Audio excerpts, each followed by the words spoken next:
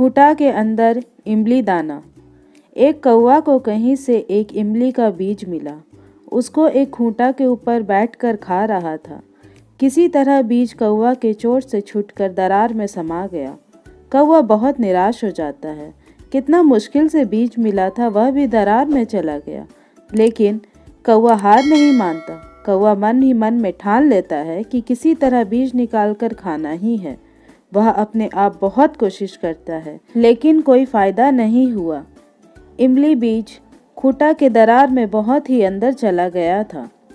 बहुत सोच समझकर कौवा एक बढ़ई के पास जाता है और बोलता है, बढ़ई बढ़ई खूंटा फाड़ो, खूंटा भीतर चियाँ गोटा। बढ़ई सब बात सुनकर फटकारते हुए कहा, भागो यहाँ से, चले अब हम खूंटा फाड़ने। कौवा को बढ़ई व्यवहार से बहुत दुख हुआ। वह राजा के पास बढ़ई की शिकायत करने पहुंचा और कहता है, राजा राजा बढ़ई बुलाओ, बढ़ई नहीं खूंटा फाड़े, खूंटा भीतर चियाँ गोटा। कौवा का फरियाद राजा भी ठुकरा देता है और वह भी फटकारते हुए कहता है। कौवा गुस्से से सांप के पास जाता है। नाग सांप से विनती करता है और बोलता है, सांप सांप राजा को डंक मारो, राजा नहीं बढ़ई बुलाए, बढ़ई नहीं खूंटा फाड़े, खूंटा भीतर चियाँ गोटा। सांप भी कौवा की विनती नहीं सुनता है तो कौवा लाठी के पास चला जाता है और बोलता है, लाठी लाठी सांप मारो, सांप नहीं राजा डसे, राजा नहीं बढ़ई बुलाए, बढ़ई नहीं खूंटा फाड़, खूंटा भीतर चियाँ गोटा। लेकिन लाठी भी कौवा की बात नहीं मानता है। कौवा गुस्से से आग के पास पहुंच गया। आग से कहा, आग आग लाठी जलाओ, लाठी नहीं सांप मारे, सांप नहीं राजा डसे, राजा नहीं बढ़ई बुलावे, बढ़ई नहीं खूंटा फाड़े, खूंटा भीतर चियाँ गोटा। आग भी कौवा की बात पर ध्यान नहीं देता है। अत्यधिक गुस्सा में कौवा तालाब के पास गया। उससे भी अपनी दुख भरी कहानी सुनाया और विनती किया, पानी पानी आग बुझाओ, आग नहीं लाठी जलावे, लाठी नहीं सांप मारे, सांप नहीं राजा डसे, राजा नहीं बढ़ई बुलावे, बढ़ई नहीं खूंटा फाड़े, खूंटा भीतर चियाँ गोटा। पानी भी कौवा को निराश कर देता है और कहता है, अब चले तुम्हारे लिए आग बुझाने।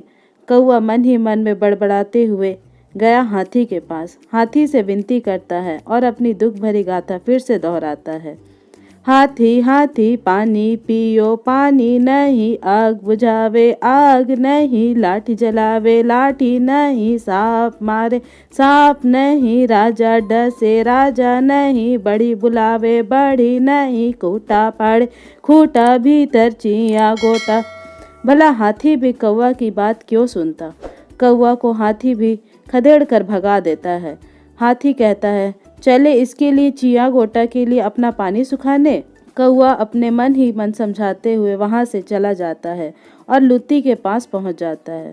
लुत्ती सबसे भी उसी तरह विनती करता है, लुत्ती लुत्ती हाथी मार, हाथी नहीं पानी सुखावे, पानी नहीं आग बुझावे, आग नहीं लाठी जलावे, लाठी नहीं सांप मारे, सांप नहीं राजा डसे, राजा नहीं बढ़ई बुलावे, बढ़ई नहीं खूंटा फाड़े, खूंटा भीतर चियाँ गोटा। जब कौवा की बात नहीं मानी तो लुत्ती अब उसकी बात क्यों मानती।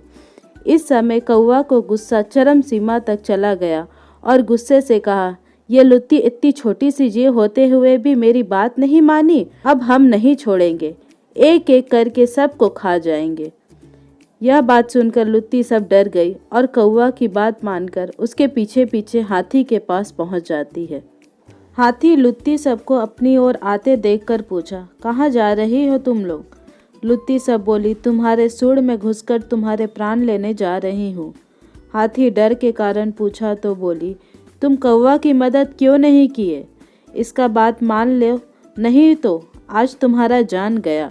हाथी अकबका के कौवा के साथ साथ पानी के पास पहुंच गया। पानी पूछी हाथी से, हाथी भी वह जवाब दिया, तुम्हारे पानी को हिलोर कर गंदा कर देंगे, इसलिए तुम कौवा की बात नहीं मानी। पानी यह सुन के हाथी से विनती कर रहम करने को कहा और कौवा से माफ़ी मांगकर आग बुझाने चली जाती है। आग अपने तरफ पानी को आते देखकर डर जाता है। सब मामला समझकर कौवा संग आग लाठी के पास जाने के लिए तैयार हो जाता है। लाठी भी आग के डर से तैयार हो जाती है। वह सांप के पास गई तो सांप भी डर कर कौवा संग राजा के घर जाने के लिए तैयार हो गया। अपने तरफ सांप को आते देखकर राजा बोला, कहाँ जा रहे हो सांप? तब सांप बोला, आपको डसने के लिए जा रहे हैं।